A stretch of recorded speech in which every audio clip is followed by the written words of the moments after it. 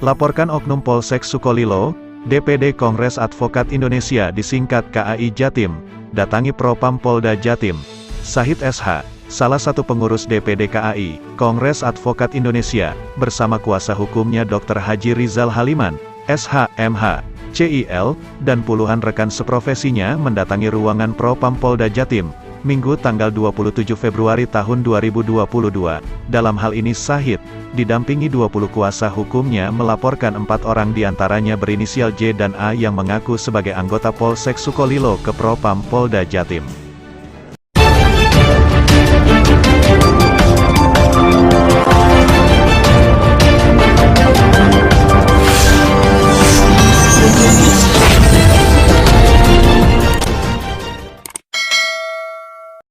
Kepada awak media Sahid SH yang juga menjabat sebagai Biro Hukum Media Delik Jatim.com, menjelaskan kejadian tersebut terjadi pada Sabtu sekira pukul 2 dini hari.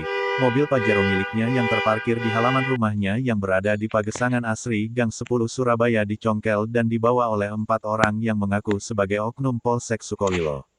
Saya sangat menyesalkan tindakan keempat oknum yang mengaku sebagai anggota Polsek Sukolilo tersebut, dan kami mempunyai bukti-bukti dan saksi-saksi yang mana keempat orang yang mengaku oknum Polsek Sukolilo tersebut merusak pintu mobil saya dan membawanya tanpa izin dari saya. Terang Sahid. Bahkan Sahid juga menegaskan bahwa keempat oknum tersebut tanpa disertai surat tugas, tanpa izin RT yang mana kejadian tersebut terjadi pada dini hari dan bahkan membawa mobil Pajero tersebut tanpa izin darinya. Dr. Haji Rizal Haliman, SH, MH, CIL, selaku Ketua DPD Jatim Kongres Advokat Indonesia dan juga sebagai kuasa hukum Sahid selaku korban menyesalkan adanya kejadian ini.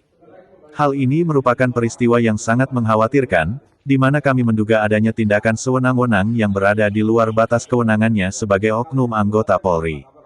Masih Rizal, guna memastikan kebenaran akan informasi tersebut apakah benar anggota Polsek Sukolilo maka kami meminta klarifikasi melakukan pengaduan ke Propam Polda Jatim, tentang kewenangan seorang Polri.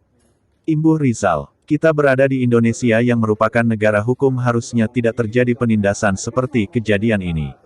Harusnya bisa diselesaikan dengan cara yang baik dan bukan main rampas apalagi ini perkaranya tentang lesing. Tandas Rizal, I Ketut Suwardana SH, MH juga menambahkan, hal ini harus jadi perhatian Kapolri di mana tindakan tersebut harus dilalui secara hukum bukan bertindak seakan preman. Bahkan kami meragukan apakah oknum ini adalah petugas dari Polsek atau petugas Polsek yang merangkap sebagai debt collector. Tandasnya, tujuan kami adalah mencari keadilan dan melindungi masyarakat secara umum jangan sampai kejadian seperti ini terulang kembali. Tegas Ketut selaku salah satu kuasa hukum Sahid.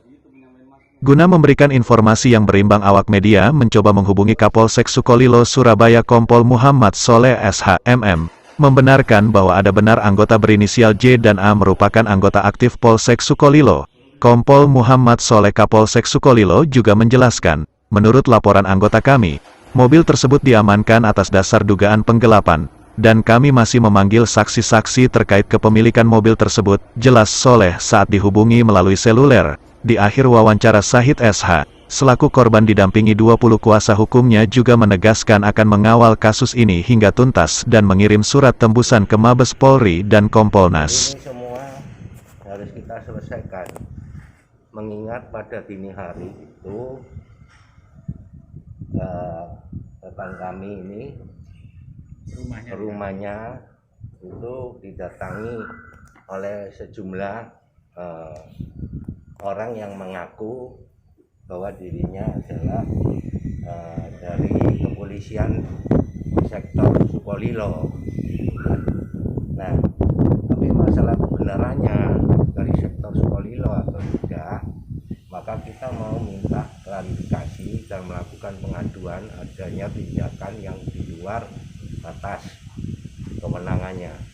Kalau kewenangannya seorang Polri tentunya mendatangi orang pada dini hari ya tanpa melapor ke RT RW, masuk ke dalam perkarangan rumah orang, membongkar merusak mobil orang di dalam rumah ya loh,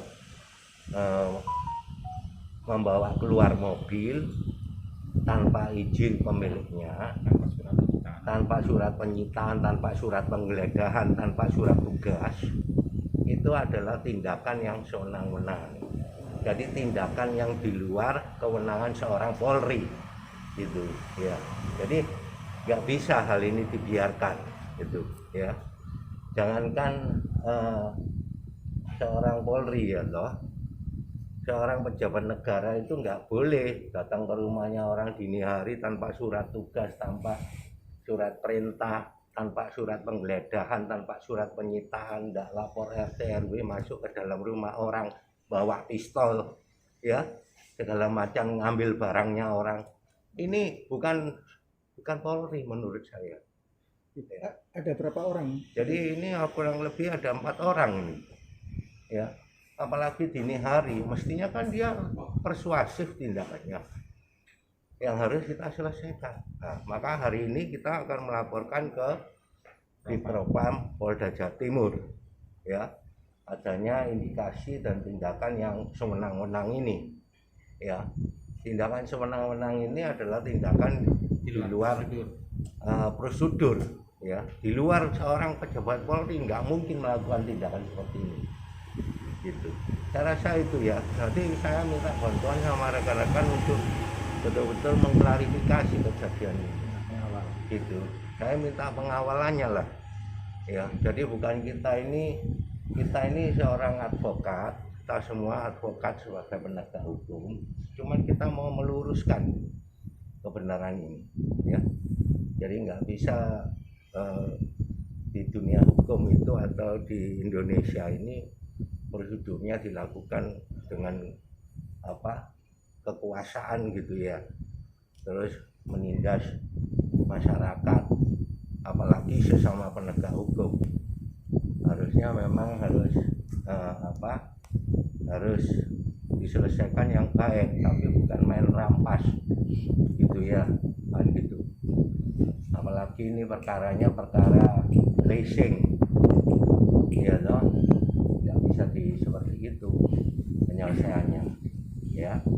Jangan saya itu yang bisa saya sampaikan ya. Mungkin kalau ada rekan yang lain mau nyampaikan, silakan Pak Betul. Gitu. Ya.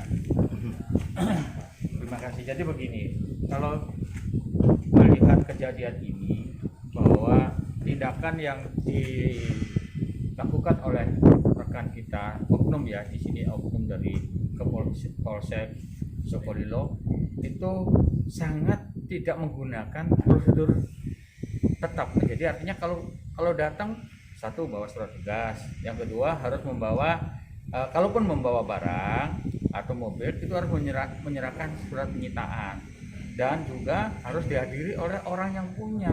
Kalau ini orang yang punya nggak ada, tiba-tiba dibawa begitu saja.